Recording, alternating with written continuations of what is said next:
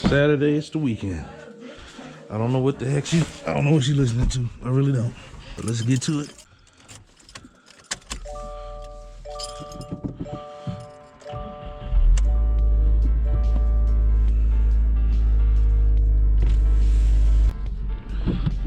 Let's head out for a quick drive real quick. I gotta run some errands. All right, we are at the filming location. The abandoned movie theater. First thing on the list, what I don't like about this car. Number 5, the cladding.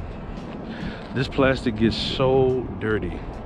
I promise you, this plastic gets so dirty. And you have to wipe it down. You can see right now. And the honeycomb is nice looking, but yeah, it gets dirty. This paint job hides dirt really well. So as soon as we get some money, the first thing we're gonna do is get the paint match. I mean, even the rear bumper. And I don't mind how everybody else calls the diaper bumper. I don't mind how it looks, but yeah, no. So we're gonna change that. Front, honeycomb, all that's not bad, but it just gets so dirty, dusty so quick. Just driving regular streets, not even like off-road stuff, it just gets dirty. All right, so that's number 1. Number 2, these tail lights. I don't like how the tail lights look, because it looks like the Civic, man. Like, just be real. I know a lot of people say that already, but that's a pet peeve of mine. Like, you know, nitpicky stuff, I get it, but I don't like how from the back it looks like a Civic with the bar across the top. They could have did something, even, you know, pulled these in or something to make it not look like a Civic. I just I'm not a fan of that. Okay, so that's 4. Number 3 on the list, the bolstering. Mind you, this is going to be specific for me, right? This is going to be specific for me because I'm a big guy and I'm used to, take this out. I'm used to the BMW that I had. So I had a 335i, was the last car I was really daily driving mostly. And this right here, I have to sit a certain way to really be comfortable in those seats. It's not bad, but I do plan on losing weight, so this probably won't be the biggest issue in the world for me coming up soon, but it is an issue. So that's number 3 on the list. Number 2 on the list, like I said, we're gonna run through this. I'm not even gonna make this a long video. Number 2 on the list, get back in the car. All right, number 2 on the list of things I don't like about the car is this bottom screen. So I like the split screen. I like that. I don't know if I'm a big fan of the big one because it makes it look too newish. I like more of a race car look and minimalist look. I don't need all the buttons and gadgets and stuff. I love the interior, actually. I mean, I could probably change this out with Alcantara. So that could have been, you could put a number 6 on the list, you know, change this out, this fake carbon for Alcantara. But anyway, back to number 2 on the list. I don't like this. I think they should have you could have put more gauges here. Like, this doesn't really show you much. It shows that there's power to all the wheels, and then it shows you at what angle you're at, what degree of angle you're at, which I like to see sometimes when I'm going downhill, but I'm not in a semi truck in here. You know, when I'm in my semi, that's actually be a nice thing to know what grade of hill I'm going down. But and maybe if you're rallying, that comes in handy. I don't know. I'm not a professional rally car driver, so I wouldn't know. I want to know other things like, I mean, you have the coolant temp here, but why not have oil pressure gauges here? You know, that would have been nice to have some more gauges. Would have been nice. And I don't like the fact that with the auto light sensor, you can't turn, like when I'm driving, I want as least distractions on the dash as possible, and you can't turn that headlight thing off. It's always on. That green right there is shining bright, and I wish you could adjust that, because the rest of the dash looks so clean, but when in the middle of the night, you just have a bright green headlight display on right there, and when you have the rest of this looking nice and clean, that's a distraction, and I don't like it. That's one of my pet peeves. For the last thing on this list that I don't like is the rev limit. That's the biggest issue with this car for me, is the rev limit.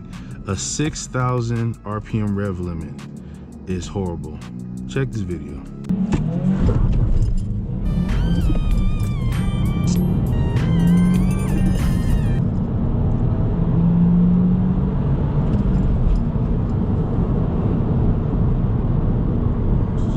short, too short. That rev limit comes up so quick. I didn't turn traction control off. I just had it on. I did that launch just specifically to show you how quick that rev limit comes up. I mean, it's ridiculous. It's so quick. You got to shift so quick, and like, especially even if you're not racing, like sometimes if I'm just trying to get on the freeway fast, I have to shift so fast. Getting on the freeway to get past a truck or something like that, getting on an on-ramp, 6,000 and you're already shifting at almost at 3,000 RPM anyway. It's almost impossible to shift under 3,000 RPM. You have to really quick shift to keep it down. You know, that's why the gas mileage is so bad in this car. You're literally shifting at above 3,000 RPM almost every time because you can't get on it. I mean, you can't even barely step on the gas and look where 3,000 RPM is at. I don't know if you can see it, but it's at the top. That RPM limit is horrible. So the first thing I would do, honestly, is when my warranty is up, is increase that RPM limit if it's safe to do so. I've seen some people at 7.5, and I think I'd be a little bit happier at 7.5. So we're gonna definitely try that out. And once, like I said, and I've seen, I think when people just are simple tune, they're able to increase their RPM limit to that. Maybe the Cobb tuning, the access port, you'll be able to do that. So that would definitely be one of the first things I do if people say that they've been running 7,500 RPM for an extended period of time. If they've been doing that and they haven't had any issues, then that's something I would do. But other than that, I love the car. Love the car. I mean, sorry, but just look at it. She's a mean looking car. Just a mean looking car, man. As the time I'm making this video, March 28th, we are going to be taking the car to the track. It'll be my first time doing an actual time attack event. Really looking forward to this because it's the first time I actually have a car where everything is up to spec in order for me to do a time attack event. I normally don't even have a car that has all the lug nuts. You know, I'm dealing with old Hondas and stuff. So I'm gonna take this to Adams Motorsports Parkway and we're gonna do a nice little time attack event. It's nothing crazy. It's a small track, so you can't go that fast.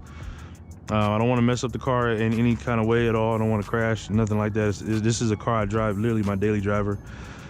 I do have other cars that I could drive to work, but I don't. This is what I drive. This is what I bought this for. It was to drive to work. A daily driver, a mountain car, something fun like that. So we don't want to mess this up. But March 28th, it's a Friday night, Adams Motorsports, not Apple Valley, sorry, in Riverside. We do have a track up here, but I don't know when they do their time attacks up here in Apple Valley. This is something I've been wanting to do my entire life. And in the last 5 years, I've found out how inexpensive it is to actually take your car on the track and run it. So I really want to do that. And hopefully we have the EK hatch at the house. We're gonna build that up for a specific, if I like it, if I enjoy it and want to do some more of it, we're gonna build that up for a specific time attack car and just have fun with it. If not that car, because I've just fallen in love with Subaru, with the way this all-wheel drive system feels. I've fallen in love with it, so I might get rid of all my cars except for this and my truck and get maybe an older Impreza. Personally, I want to get like the 2009 to 2015 because the transmissions, from what I've heard, are really stout, but they're a little on the pricey side. So I might just go with like a 2002 to 2006 Impreza, just a base Impreza stick shift, and just work my way up to building an actual functional race car, because I can't do nothing to this yet except like looks wise. I can only do the look stuff, but I want something I can make fast. And I might stick with the Honda because it's cheaper. I know how to do it. I'm a Honda guy. I've been building Hondas for 15, 20 years now almost.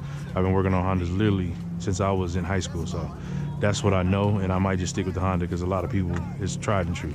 But yeah, till that one, that'll be the next video.